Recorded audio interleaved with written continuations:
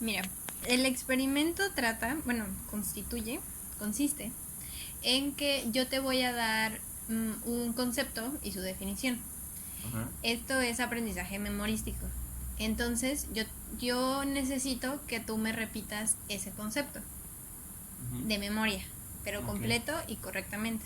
Entonces, Ok. nada más permíteme poner mi cronómetro porque voy a medir cuánto tiempo tardas en hacerlo. Ok. El concepto es audiencia imaginaria. Ok. Audiencia imaginaria, su definición es suposición del adolescente de que otros se fijan mucho en él y lo critican. Okay. Empieza el tiempo. Suposición de un adolescente que... no sé. No, tienes que...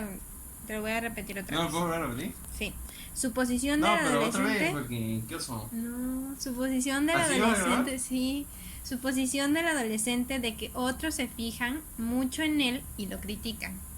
Suposición de un adolescente que cree, No, que supone que se fijan mucho en él. no, otra vez. Suposición del adolescente de que otros se fijan mucho en él y lo critican. Suposición de un adolescente que supone que otros... No, Que otros... No. no. Suposición Ok. del adolescente de que otros se fijan mucho en él y lo critican. Eso es la audiencia imaginaria.